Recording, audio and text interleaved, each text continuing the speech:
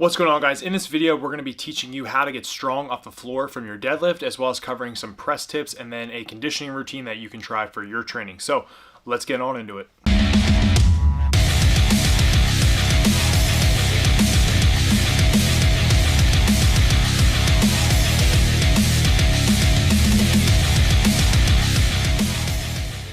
What is going on, guys? I'm Coach Joe and I'm currently not in the Lion's Den, but if you're new to this channel, make sure that you give this video a thumbs up, subscribe to the channel, and hit the notification bell right here for the videos coming out right when I upload them.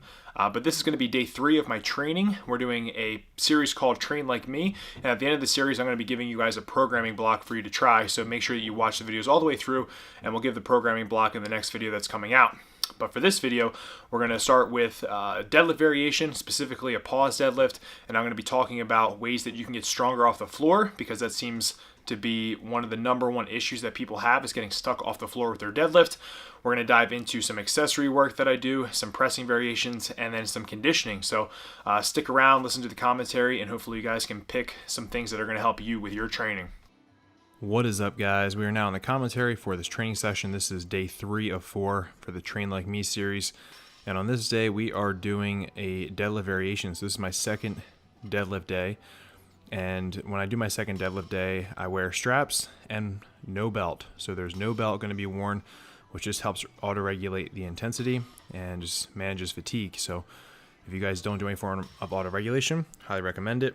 And we're going to dive into it. So when you guys had answered the question for me about where your sticky points were, I would say 90% of you said from the floor. So what I recommend is doing things like pause deadlifts, which is what I'm doing right now, and doing something like a deficit deadlift. So standing on, say, a 25-pound bumper plate or an inch or something that's about 2 inches. I wouldn't really go any higher than 2 inches. I don't think it's necessary. If you want to, just for shits and gigs, you can. But I normally stay within, the 0.5 to 2 inch range for my deficits. But I will say another tip that will largely help you guys out is going to be resetting between every rep. It's going to force you to get in a good position, and it's going to help you get smoother pulls off the floor and just make you stronger off the floor. And that's a game changer for me.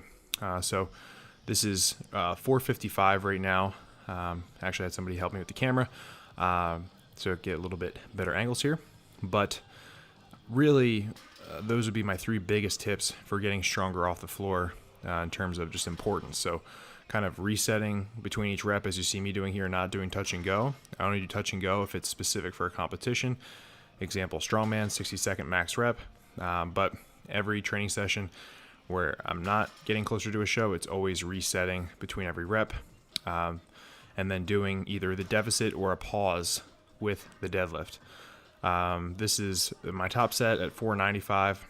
Should have just thrown on 2.5s and gone for 500, but it is what it is. And this would, I would say, would be a true around 8 or 9-ish. So my rep scheme for this was working up with 5s for a 5 at 7, 5 at 8, 5 at 9, and then do 2 back off sets at my first starting set, which was going to be 455.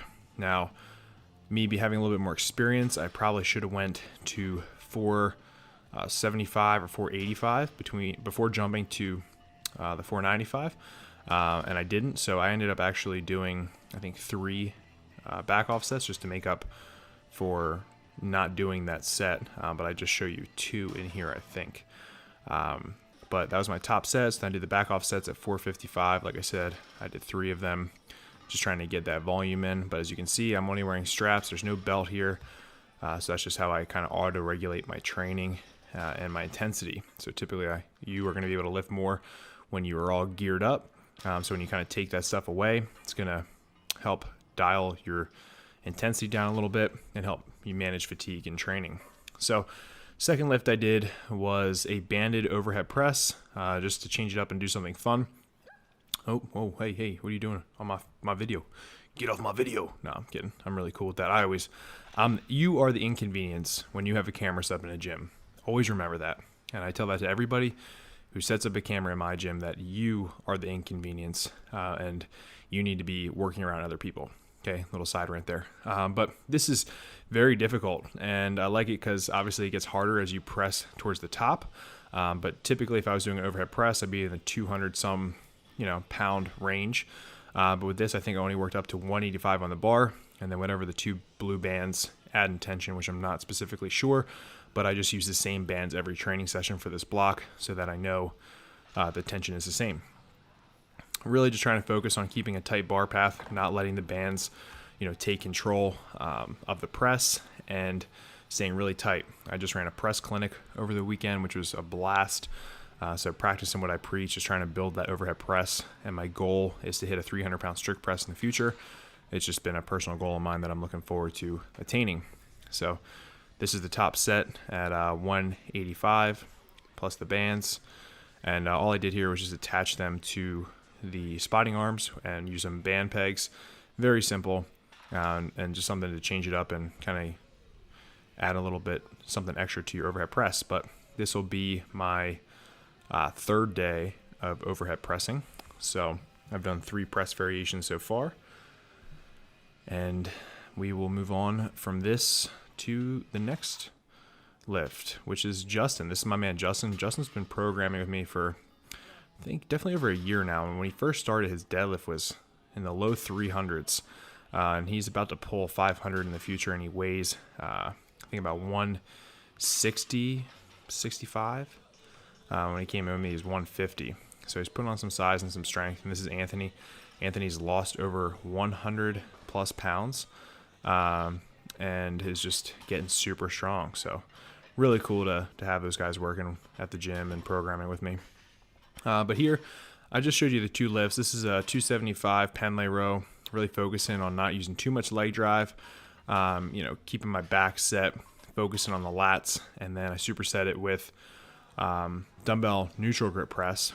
And these are the hundreds. This is actually my last set, and I did a max set of 20. So on my accessory movements for towards the end of the week, I like to do 1 set where I do like max reps, but it's a variation that's not going to be too fatiguing on me or anything like that. So just kind of getting some volume in with that last set. It's almost like the Wendler principle, where at the last set you do an AMRAP. I kind of just throw that in with my programming, and just helps get in some extra volume. But I did that for I think it was four sets total, and then after that moved on to conditioning. So for the conditioning example for you guys, I did every minute on the minute for 15 minutes. Minute 1, you have to go hard on the assault bike for 15 seconds, as hard as you can. And you can check the I guess it would be like the RPMs on the bike to see, if you can sustain intensity. And then from there, on the 2nd minute, I do a 100-foot sandbag walk run. And this one, I think I just had a 100 or 150 pound bag. Wasn't anything too crazy, but just kind of getting your feet moving. Just so some sort of carry variation, kind of keep it strongman-like. And then you rest the remainder of the minute. And then the last one I did was, I think, 25 seconds of battle ropes, any variation. So just keeping those ropes moving for 25 seconds. And then, whenever you're done, you rest until the next minute, and you'll do that for 15 minutes. So that's a cool conditioning routine that you guys can try. But anyway, hopefully this is a cool video and you guys enjoy it. But we are going to get back to the closing. So thanks for tuning in. There you guys have it. Hopefully some of the things I talked about are going to help you with your training journey. And if you have any more questions, put them down in the comments section below, and I'll be sure to kind of help you guys out best I can, or make future videos around those issues that you guys are all having. But make sure that you subscribe to the channel, give this video a thumbs up if you liked it, and then hit that notification bell one more time for me. That would just be super amazing to keep getting this channel to grow even more and reach more people, like-minded individuals who are just trying to get better in the strength sport that we're in. I'm going to be heading out to Miami soon to do a collaboration with Steffi Cohen, so I'm really excited about that. Very grateful for the opportunity. I know you guys are going to like the stuff that I'm going to be putting out. If you didn't know, we have a heavy metal barbecue that's going down at the Lion's Den, which is going to be October 19th and 20th. That will be with Alan Thrall, where you can come and just lift with us on Saturday. It's just going to be a big barbecue. And then on Sunday, we're actually doing a clinic to help you with your deadlift and your squat. So if you're interested in that, I'll put the link down below in the description.